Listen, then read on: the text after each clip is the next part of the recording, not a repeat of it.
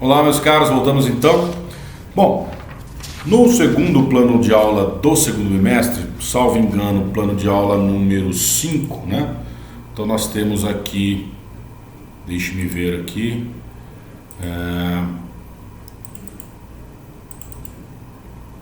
planos de aula, plano de aula 4, trata da estrutura da Constituição e aplicabilidade das normas constitucionais. O plano de aula 5, a teoria geral dos direitos e garantias fundamentais, tá? Então nós estamos no plano de aula 5 agora, tratando de direitos e garantias fundamentais. Muito bem. Então vamos lá. Os direitos e garantias fundamentais estão localizados onde? Na Constituição, professor. Opa! Com certeza, mas só na Constituição? Será? Vamos dar uma olhadinha lá no finalzinho do artigo 5º, no parágrafo 2º, diz o seguinte: os direitos e garantias expressos nesta Constituição não excluem outros decorrentes do regime dos princípios por ela adotados, ou dos tratados internacionais em que a República Federativa do Brasil seja parte. Olha só. Então, não é só o que está na Constituição, mas também aquilo que está em Tratado Internacional sobre Direitos Humanos. Também é direito fundamental. Muito bem? E existe uma discussão se, para ser considerado norma constitucional, o tratado internacional precisa ou não ser aprovado na forma que está no parágrafo 3º. Olha só o que diz o parágrafo 3º. Esse parágrafo 3º foi incluído por uma emenda constitucional de 2004, a emenda número 45, que trouxe a reforma do judiciário. Muito bem.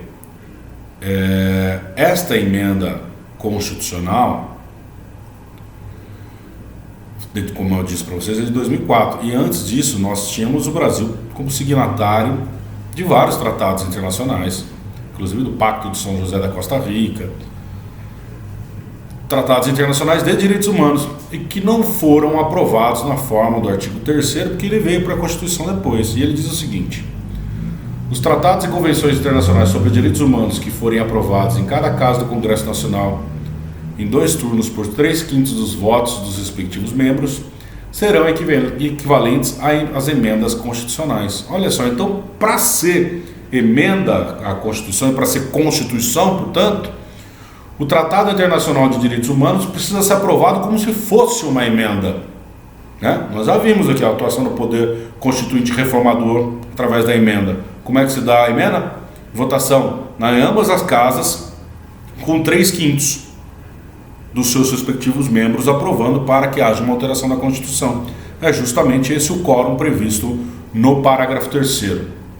E aí, dentro dessa discussão, o STF disse o seguinte: olha, os tratados internacionais de direitos humanos aprovados anteriormente à emenda 45, portanto, antes de existir o parágrafo 3º na Constituição, são normas supralegais. Inventaram uma nova classificação aqui e colocaram as normas dos direitos fundamentais entre a lei e a Constituição. Então são supralegais, mas estão abaixo da Constituição. No entanto, todos os outros tratados internacionais de direitos humanos do qual o Brasil fez parte, todos não, mas os posteriores que para integrarem o ordenamento brasileiro, passaram pela forma prevista no parágrafo 3º, que é o Tratado de Nova York e de Marrakech. O Tratado de Nova York tratando dos direitos da pessoa com deficiência, e de Marrakech tratando dos direitos das pessoas com deficiência visual. Muito bem? Esses dois, então, pelo menos, são considerados normas constitucionais pelo parágrafo 3º. Independentemente disso, os direitos fundamentais, além do que está na Constituição, além do que está nesses tratados, também consta nos tratados de direitos humanos anteriores à emenda 45. Não são normas constitucionais, mas não deixam de ser direitos fundamentais. Muito bem? Além disso tudo, na verdade, os direitos fundamentais não estão previstos só no respectivo título 2, que trata dos direitos fundamentais, mas estão espalhados por toda a Constituição. Há exemplo, por exemplo, do artigo 225, que trata do direito ao meio ambiente saudável. Não está no artigo 5º, não está nem sequer dentro do título 2. No título 2 nós temos direitos e deveres individuais e coletivos, direitos sociais, direitos de nacionalidade e direitos políticos e partidos políticos. Então, dentro do título denominado Direitos Fundamentais, nós temos esses 5 assuntos. Só que nós temos mais direitos fundamentais espalhados pela Constituição. Muito bem? Bom, os direitos fundamentais, conforme nós vimos aí, eles têm algumas dimensões que vão surgindo e se somando, não substituindo uma a outra. Direitos de primeira dimensão, direitos de liberdade, garantia da propriedade, liberdade de manifestação do pensamento e participação na vida política do Estado. Direitos de segunda dimensão, que são os direitos sociais, que exigem uma atuação do Estado, uma participação ativa do Estado para trazer a igualdade real, prestando serviço público, prestando assistência social. Os direitos de terceira dimensão, que são os direitos de solidariedade, que trazem, que são comuns a todos, né? Então aí nós temos o direito do consumidor, o direito ao meio ambiente equilibrado, saudável, o direito à preservação do patrimônio artístico, do patrimônio arquitetônico, do patrimônio histórico e do patrimônio paisagístico, como direitos de todos, direitos transindividuais que envolvem a todos e não um determinado grupo ou categoria. Muito bem? Então esses são os direitos transindividuais de terceira dimensão. Há uma discussão sobre os direitos de quarta dimensão, uma distinção de posições entre o Norberto Bobbio, que é um doutrinador italiano, e o Paulo Bonavides, que infelizmente faleceu esses dias aqui, um grande constitucionalista brasileiro, dizendo que os direitos de quarta dimensão envolvem a questão da manipulação genética e a preservação da própria existência da humanidade, como se conhece, e o Paulo Bonavides defendendo com um posicionamento mais aceito até do que o Norberto Bobbio em relação a essa quarta dimensão, dizendo não, olha, os direitos de quarta dimensão são os direitos ao pluralismo, à implementação universal dos direitos humanos, ao direito à paz, enfim. Muito bem? Então, nós vimos isso também. Aí, nós vimos o seguinte, uma outra situação com relação ainda aos direitos fundamentais, que é o que diz respeito ao caput. No caput do artigo 5º diz o seguinte: todos são iguais perante a lei, sem distinção de qualquer natureza, garantindo-se aos brasileiros e aos estrangeiros residentes no país a inviolabilidade do direito à vida, à liberdade, à segurança e à propriedade, nos termos seguintes. Muito bem, será que só os brasileiros e os estrangeiros residentes no país que têm direitos fundamentais? Não, né? Você já sabe, a gente já tratou disso. Na realidade, qualquer pessoa, qualquer estrangeiro que esteja no Brasil, até os apátridas, né, aqueles que não têm nacionalidade, têm direitos fundamentais, inclusive a pessoa jurídica, né? Nós não vamos falar aqui do direito à vida da pessoa jurídica, porque a vida, a pessoa jurídica não tem vida, ela é algo abstrato criado pelo direito. Mas ela tem direito à honra, por exemplo, o direito à imagem. Tá legal? A honra não, a imagem dela, né? Muito bem? Características dos direitos e garantias fundamentais. Primeiro, historicidade. Derivam da evolução da história da sociedade, a gente viu isso, né? Até os momentos históricos traumáticos coincidem com o surgimento de direitos fundamentais na sequência. Foi assim na Revolução Francesa e na Revolução Americana, que é anterior, Declaração Universal dos Direitos do Homem, veio na sequência, que integrou a Constituição Francesa pós-Revolução, na Primeira República da França. Depois nós tivemos os direitos de solidariedade, né? Primeiro os direitos de liberdade, depois os direitos de igualdade, vindo aí junto pós Primeira Guerra Mundial, e depois os direitos de solidariedade, principalmente se fortalecendo após a Segunda Guerra Mundial.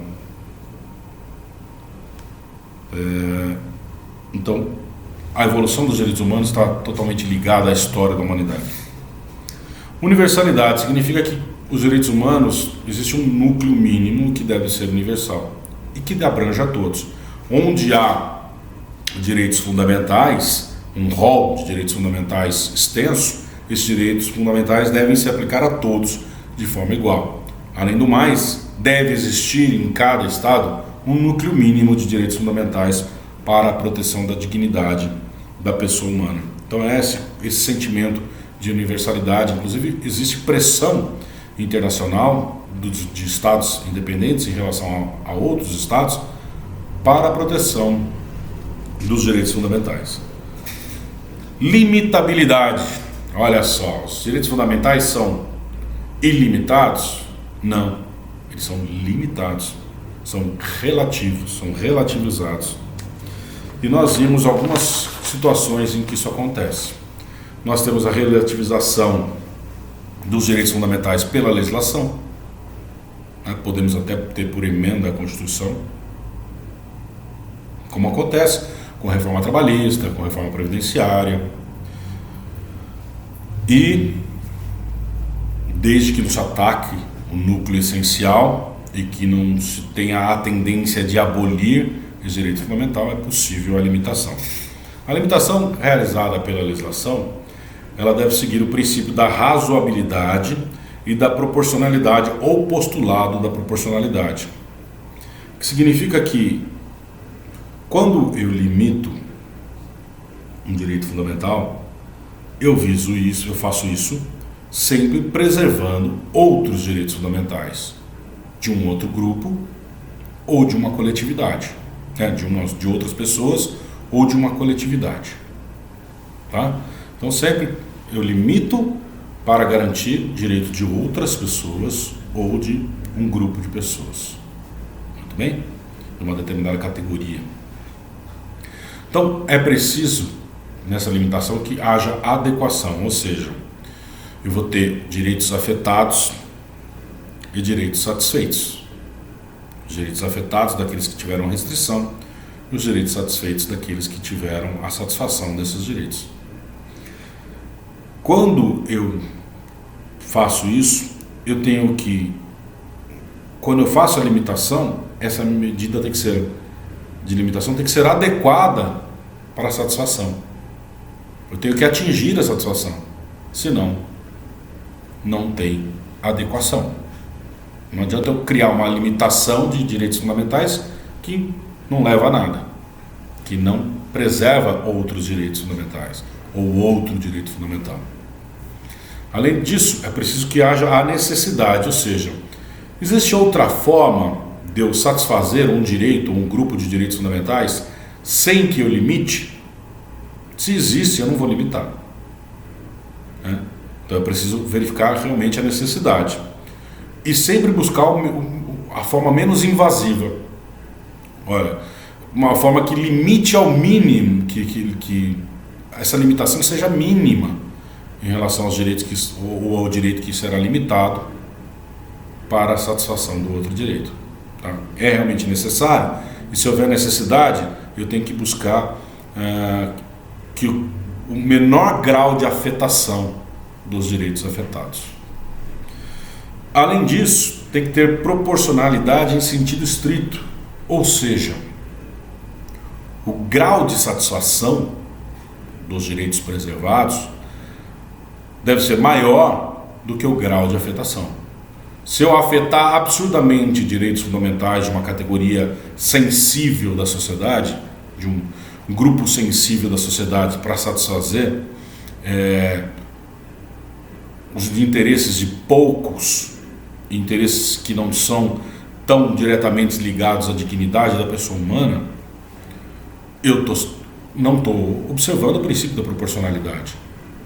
É preciso que, para a atenção ao princípio da proporcionalidade em sentido estrito, o grau de satisfação dos direitos fundamentais seja superior ao grau de afetação. Muito bem? Além disso, nós temos limitações de direitos fundamentais em casos concretos de colisão dos direitos fundamentais, né? Já estão previstos na Constituição e no ordenamento. Eu não estou falando da atuação do legislador, estou falando da atuação do julgador. E aí, como é que se faz? Bom, primeiro é preciso se relacionar as normas relevantes, incidentes ao caso. Depois, os fatos relevantes. E aí, então, fazer uma série de testes diferentes para ver de que forma eu consigo satisfazer sem afetar demais, tá? Para que haja esta ponderação na colisão de direitos fundamentais. Isso é muito interessante. Lembro daquele caso que eu dei como exemplo do pregador religioso que todo dia muito cedo no domingo pegava o seu megafone, sua caixa de som e fazia sua pregação religiosa. Ele estava exercendo um direito fundamental de profissão da sua fé, liberdade religiosa e liberdade de expressão. Mas ao mesmo tempo ele incomodava uma série de moradores do local, porque ele começava isso muito cedo, e aquelas pessoas têm direito ao lazer, ao ócio, de não fazer nada, de descansar, né, no final de semana. Então, havia uma colisão de direitos fundamentais. E aí, nesta ponderação, chegou-se uma solução de que ele continuaria fazendo a pregação religiosa, só que a partir de um horário um pouco mais tarde, assim, não incomodaria o descanso dos moradores da localidade. Então houve aí uma série de concessões recíprocas testadas pelo jogador para ver qual seria a melhor forma de se resolver. Em algumas situações, nestas testagens, chega-se a um limite em que é preciso fazer escolha. E aí sim, um direito acaba se sobrepondo ao outro em determinadas situações. Mas isso deve ser evitado ao máximo. Muito bem, além dessas características que eu já falei, os direitos fundamentais também são irrenunciáveis, inalienáveis e imprescritíveis. Isso significa que deve haver a preservação do núcleo mínimo, tá? Eu posso renunciar ao direito? Posso renunciar. Posso renunciar ao direito de herança? Posso renunciar a uma determinada herança, mas eu não renuncio ao núcleo, ao direito de herança em si. Se eu renuncio, por exemplo, à herança deixada pelo meu pai, eu ainda posso receber a herança da minha mãe, eu posso receber a herança de uma tia, ou de um tio, ou do avô. Por quê? Porque eu não estou renunciando ao núcleo essencial do meu direito fundamental à herança. Muito bem?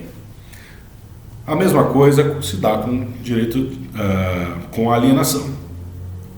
Direito à propriedade é um direito fundamental. Eu posso alienar uma propriedade? Posso. Mas eu alieno ao meu direito de ter propriedade? Jamais. Nunca. Eu não consigo fazer isso. E também os direitos fundamentais são imprescritíveis. Eu posso perder o prazo de uma ação de uso capião que diga respeito a uma propriedade que eu tenho. Alguém ocupou o meu imóvel e entrou com uso capião e eu perdi o prazo de contestar esse uso capião, que não deve acontecer jamais, mas estou dando como exemplo. Perdi o prazo para contestar a ação de uso capião. Perdi aquela propriedade, mas eu não perco o direito de ter propriedade, assim como o exemplo que eu dei na alienação. Muito bem? Bom, a aplicabilidade das normas definidoras dos direitos e garantias fundamentais. Vamos voltar lá para o finalzinho do artigo 5º. E lá nós temos o seguinte, no parágrafo 1º diz o seguinte: as normas definidoras dos direitos e garantias fundamentais têm aplicação imediata. professor, mas acabamos de estudar a classificação do professor José Afonso da Silva, né? Aqui nós estamos falando de aplicação e não de aplicabilidade, gente. Primeiro, a doutrina traz essa distinção, porque a Constituição faz essa distinção. Ter aplicação imediata significa que a norma definidora de direito fundamental, ainda que dependa da ação do legislador infraconstitucional para produzir todos os seus efeitos, ela deve, na medida do possível e com a máxima efetividade, ser aplicada ao caso concreto. Não, professor, mas assim fica difícil. Eu não preciso da norma, preciso da norma infraconstitucional em algumas situações, como por exemplo no artigo 6º. Mas a falta da norma não pode vir em absoluto prejuízo do destinatário dela, que é o cidadão, que são as pessoas, né? Então, por exemplo, a falta de política de saúde não pode impor ao cidadão comum, à pessoa, a ausência absoluta de acesso à saúde, né? Então, o julgador, na hora que ele lê esse artigo 6º, ele deve tentar aplicar o máximo possível. E existem inúmeras decisões, várias. Por exemplo, concessão de medicamentos, internação por decisão judicial, aluguel social para o direito à moradia. Enfim, existem inúmeras situações que o judiciário impõe, mesmo sem que haja a legislação propriamente dita, tá? Sem que... E existem remédios para isso, né? Existe o mandado de injunção, que nós vamos estudar, e existe também a ação declaratória de inconstitucionalidade por omissão, tá? Então que nós vamos estudar isso mais para frente. Então, os direitos fundamentais têm aplicação imediata. E aí nós vimos estudo da eficácia horizontal dos direitos fundamentais. O que significa isso? Normalmente, quando a gente estuda direito fundamental, a gente começa falando da relação, até porque as dimensões de direitos fundamentais vêm nesse sentido, falando da relação do cidadão com o Estado. Acabei de falar isso no exemplo da moradia, direito de saúde, né? Então, e como o Estado está acima da gente, ele é soberano, ele tem aquela soberania interna que impõe a sua vontade em relação a nós, seus súditos, existe uma relação verticalizada, o Estado acima e o cidadão abaixo. Muito bem, o que se discute aqui é a aplicação entre particulares e não somente entre o particular e o Estado, entre a pessoa e o Estado, entre o cidadão e o Estado, mas entre particulares. Por exemplo, entre o trabalhador e o empregador, entre o consumidor e o fornecedor e assim por diante.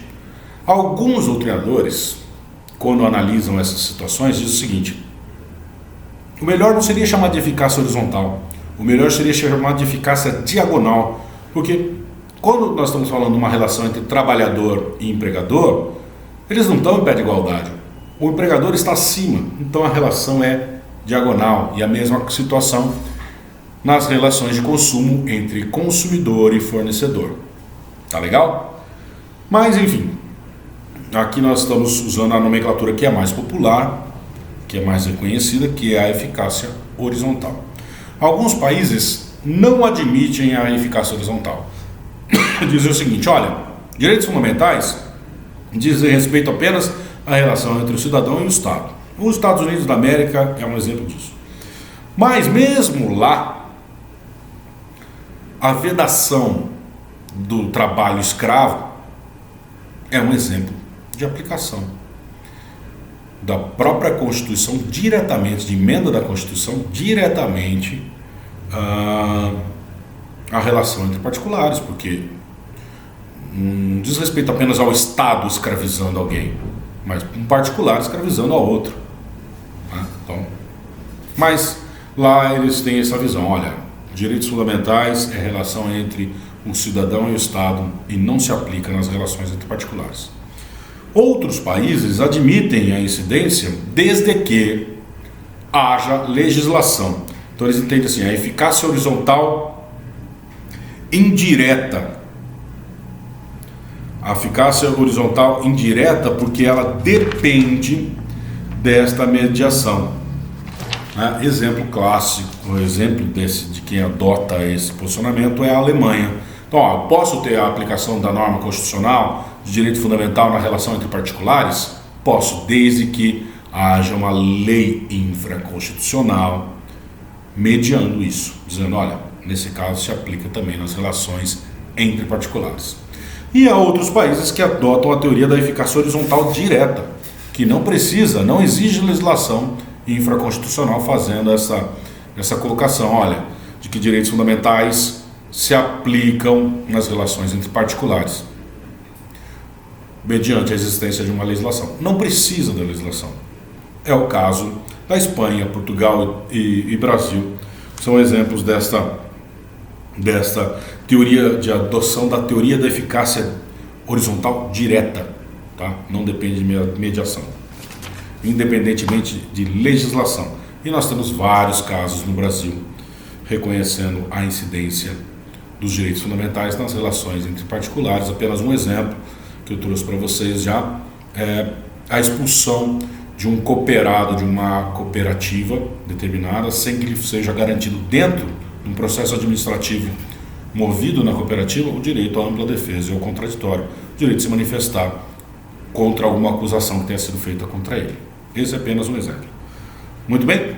Por fim, nós temos a eficácia irradiante dos direitos fundamentais, que diz que os direitos fundamentais eles devem ser observados pelos poderes do Estado, pelo Poder Judiciário, na aplicação dos direitos, no reconhecimento dos direitos. Professor, isso é óbvio. Não. Não é só naquelas discussões diretas sobre direitos fundamentais, sobre a aplicação, sobre a violação de direitos fundamentais. Mas ele deve ter isso como um norte nas suas decisões. Da mesma forma, o poder legislativo deve ter um norte na criação da sua legislação, na criação da legislação. Não só regulamentando direitos fundamentais, mas em toda a sua produção legislativa, com vistas, por exemplo, quando se tem uma norma de alteração de regras ambientais, tem que se buscar saber se quem será afetado com isso, se direitos fundamentais serão afetados com isso. É importante que se tenha como norte e também, no mesmo sentido, o Poder Executivo na implementação das suas políticas públicas deve inclusive priorizar políticas públicas de atendimento efetivo, de prestação efetiva, de garantia efetiva, de realização dos direitos fundamentais previstos na Constituição. Muito bem? Sim, terminamos esse bloco aqui e voltamos já já.